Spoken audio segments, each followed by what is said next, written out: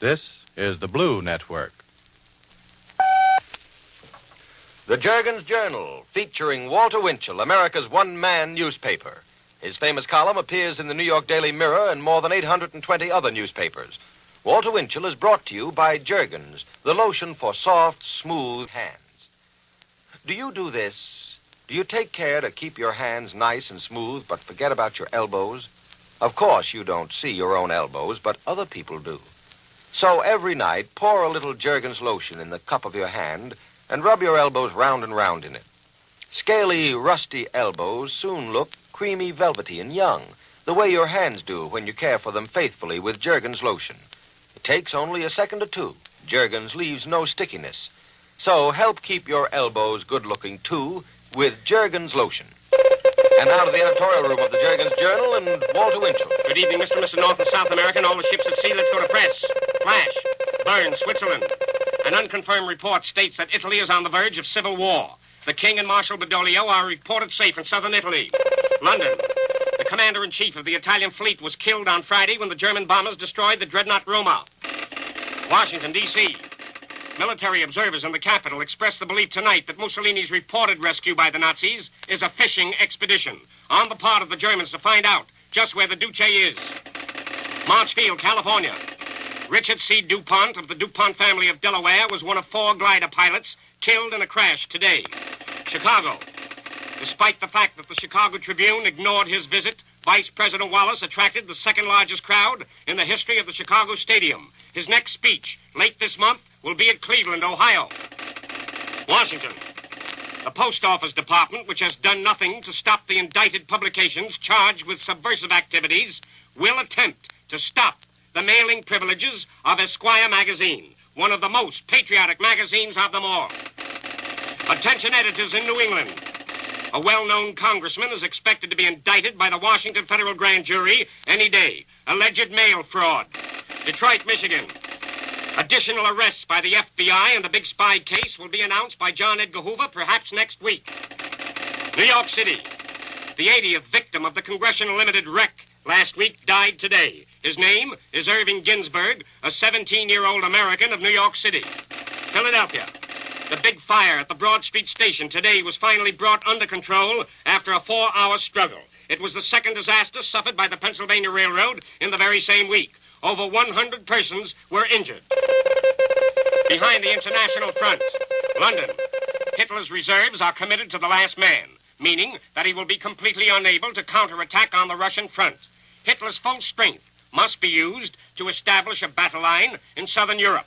London experts believe that Hitler's task is an impossible one, and that spectacular events, including German collapse, are a distinct possibility in 1943. Washington, however, is less optimistic. The capital nevertheless thinks that 1944 will prove too much for the Nazis. Ankara. Hungary, Romania, and Bulgaria need assurances only of an invading Allied army to desert Adolf Hitler. Rio. The reports persist that Argentina is approaching a crisis, this time of Butte. Bern, Switzerland. There is considerable support here for the belief that General Eisenhower intends to recognize Marshal Badoglio and the King as military governors until the end of the Nazi regime in Germany. Alexandria. As Italy was lost by the Battle of Africa, Japan may have lost the war by the Battle of the Mediterranean. With the Italian fleet no longer a factor, the British Mediterranean fleet can now devote its attention to the Indian Ocean against a Japanese fleet which already refuses to accept battle with our Navy in the Pacific. Attention editors in Boston, Massachusetts. George Curtis Bruce, an American newspaperman who has been broadcasting in Japan, is dead. The report is not confirmed, of course. Mr. Bruce, who refused a chance to come home from Japan, was managing editor of the Shanghai Evening Star. Attention, Mr. and Mrs. United States. The big guns which opened the gates of Italy also opened an American military secret.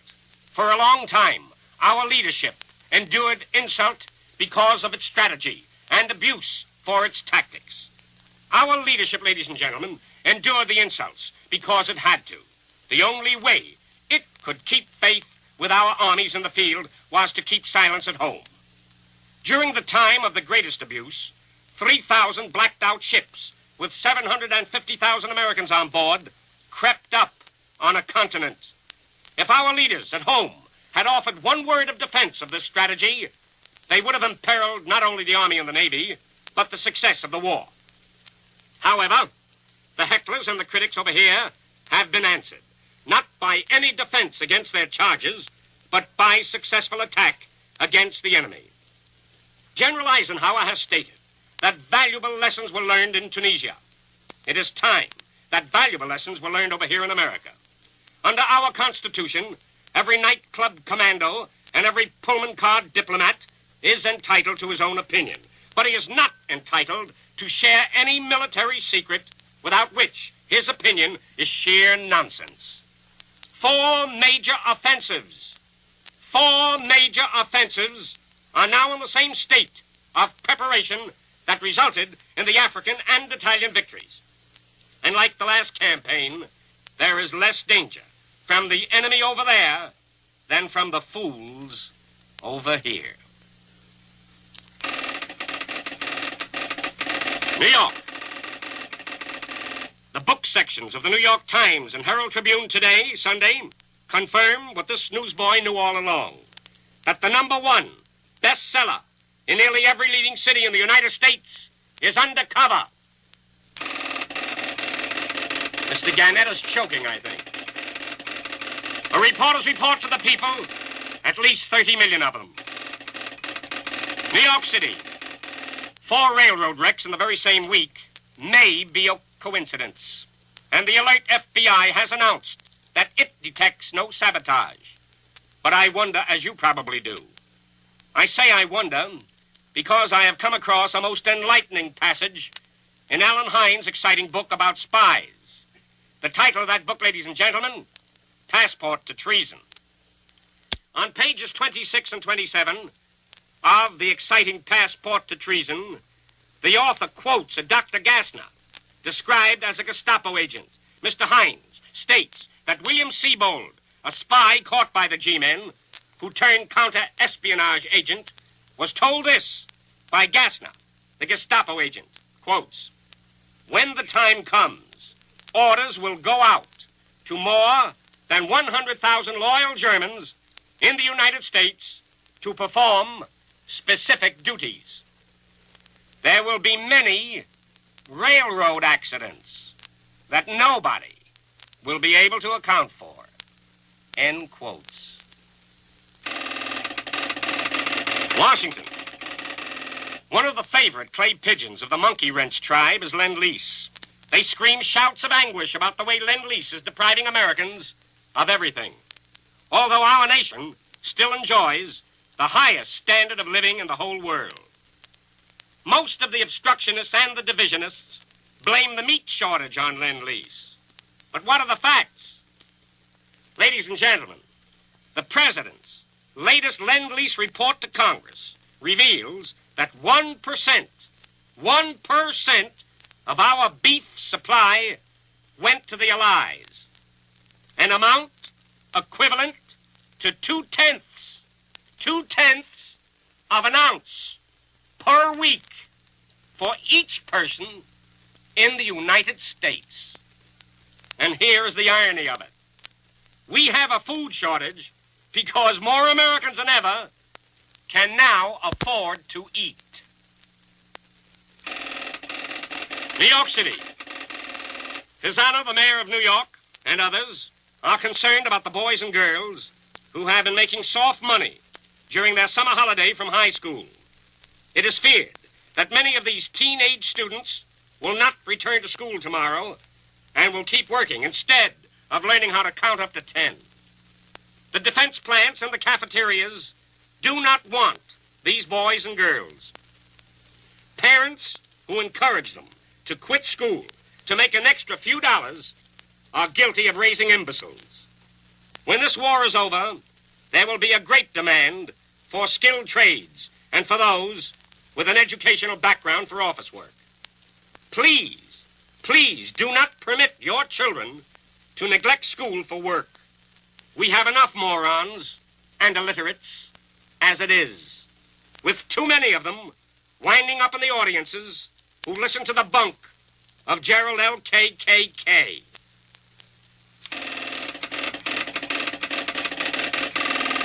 Ladies and gentlemen, the usual Jergens commercial is omitted tonight so that I may get something off my chest. Something I've wanted to tell Americans since the Treasury Department first went around the towns and the country on its knees begging people to buy bonds to help save their own liberty and lives. I think it is ridiculous that this government, to which we all owe so much, actually is forced to offer us patriotism at a profit. It is true, I know, that our soldiers, sailors, and Marines could not fight without your dollars. But believe me, your darling little dollar would not be worth 1 penny without them. You will hear 1,000 good reasons why these war bonds should be bought. But there isn't even one faintly reasonable excuse why they shouldn't be. I do not see why our government ought to promise us a profit in protecting our freedom and our lives, but it does. $4 for 3, when any American ought to force our government to take what it needs to survive. If the enemy ever landed over here, he not only would take your money and your finery, but he very likely would hit you over the head with his rifle to remind you to pay him more respect, since he would have taken all your money. In this total war, there are many ways of being a patriot. Some Americans are sweating in the tropical swamps. Other Americans are chilled to the bone by the Arctic blasts. And many Americans are at peace, having paid with their lives in the clouds and on the sea. Tonight, ridiculous as it seems, I am requested by our government to tell you that you can be a patriot by merely drawing interest.